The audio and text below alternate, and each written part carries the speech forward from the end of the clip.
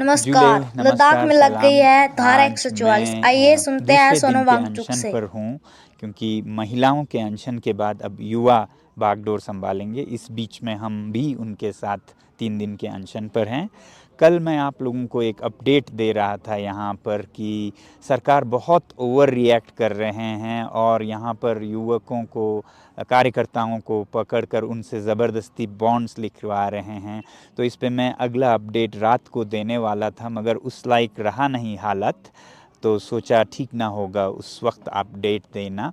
तो कल उस अपडेट के बाद ही यहाँ पर दफ़ा 144 सेक्शन 144 लगाया गया, जिसमें बहुत बंदिशें होते हैं। जब बहुत ख़तरा हो अशांति का, मार काट का, यहाँ पर तो पिछले 32 दिनों से बिल्कुल शांति से सब कुछ चल रहा है, फिर भी वो ऐसे कदम उठा रहे थे।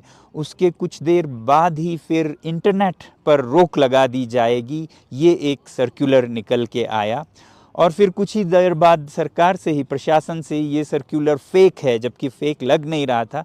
तो ऐसे आए तो बहुत बंदिशें लद्दाख पर जैसे कोई वॉर जोन हो ऐसे लगते जा रहे हैं। और रात को यहाँ अनशन के स्थल पर से कोई 3-4 कार्यकर्ताओं को पुलिस पकड़ के ले गई बाहर से ज़बरदस्ती, और पुलिस चौकी में लेकर उनसे ज़बरदस्ती बॉन्ड्स लिखवा रहे थे या उन्हें अरेस्ट किया जाएगा, ऐसा उन्हें बताया जा रहा था। और ऐसे में मेरा अपडेट देना शायद खुद अशांति का एक कारण बन जाता, तो इसलिए मैंने कल रात की अपडेट आप लोगों को नहीं दी। ये मसला जो कि बहुत ही नाजुक बन गया था, क्योंकि उसके बाद बहुत अशांति फैल सकती थी, मगर हमारे जो यहाँ के अलग अलग धर्मों के नेता हैं, सर्वधर्मी नेताओं ने जाकर पुलिस चौकी में वकालत की कि उनके बिना किसी सबूत के, बिना किसी अशांति फैलाने के कोई वाक़या हुए, अगर आप ऐसा करेंगे तो इससे ही बहुत बुरा हालत होगा। ऐसा कहकर बहुत सारे जो धार्मिक नेता थे और फिर मीडिया आकर फिर उनके दबाव में शायद उन्होंने फिर ये बॉन्ड की ज़बरदस्ती बंद की और उन कार्यकर्ताओं को छोड़ दिया। तो ये कभी भी हालत काबू से बाहर जा सकती है और कुछ भी हो सकता है, ऐसा हमें लग रहा है। और लग ये भी रहा है कि प्रशासन को खुद अपने लोगों पर अब नियंत्रण नहीं रहा है, क्योंकि सभी लद्दाख के लोग जो हैं, चाहे वो सरकारी कर्मचारी हो या पुलिस के कर्मचारी हो या भारत भर में हो, उनका दिल लद्दाख के इस आंदोलन के साथ है, क्योंकि ये सच्चाई पर चल रहा है और सिर्फ अपने वादे याद दिलाने की कोशिश कर रहा है। और ऐसे में लोगों का दिल इस आंदोलन के साथ है। वो इस तरह पता चल रहा है कि जो भी सर्कुलर्स निकाले जाते हैं वो फट से सोशल मीडिया पर उन्हीं के कर्मचारी लीक कर रहे हैं, कि जैसे इंटरनेट बंद होने वाला है वो आ गया तो उसको फेक बताना पड़ा, मगर लग रहा है इंटरनेट बंद ही होगा।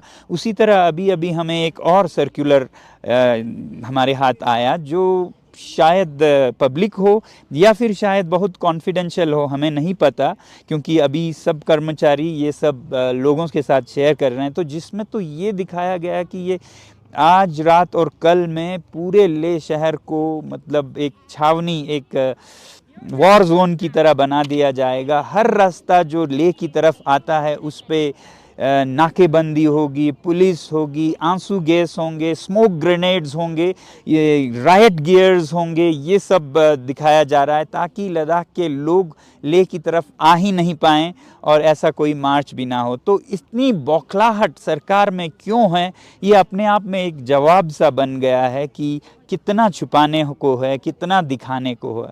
इस समय लद्दाख बहुत संवेदनशील है। देश के सभी नेता, खासकर सैनिक नेता, सैनिक विद ये बोल रहे हैं कि लद्दाख बहुत संवेदनशील है, सीमा पर है, मगर उसकी परवाह सरकार को नहीं लगता है कि सीमा के संवेदनशीलता से राष्ट्रीय सुरक्षा पे क्या असर पड़ेगा अगर लद्दाख के लोगों के मन को ठेस पहुंचे।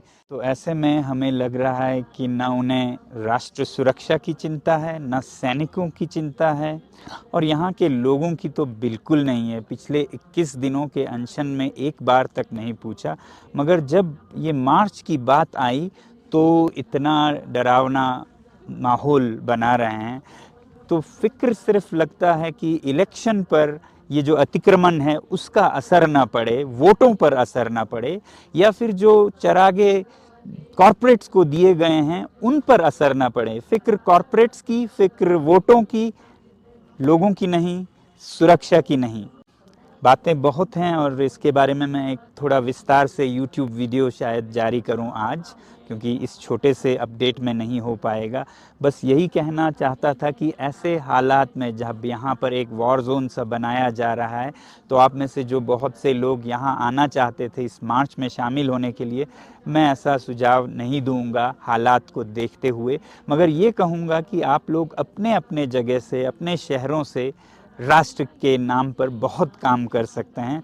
तो रविवार 7 अप्रैल और हर रविवार राष्ट्र के नाम अगर करें और सच्चाई के नाम करें, ताकि लद्दाख की हालत और देश में जो पर्यावरण को कॉरपोरेट्स के लिए और जो राष्ट्रीय सुरक्षा है उन सब पर आप आवाज़ उठा सकें, हमारी आवाज़ को बुलंद कर सकें और इस देश को एक बेहतरीन देश जिसमें सच्चाई पर चला जाता है, वादे निभाए जाते हैं, ऐसा एक चरित्रवान देश बनाने में हम सब मिलकर आगे बढ़ें। बहुत बहुत धन्यवाद। जय हिंद।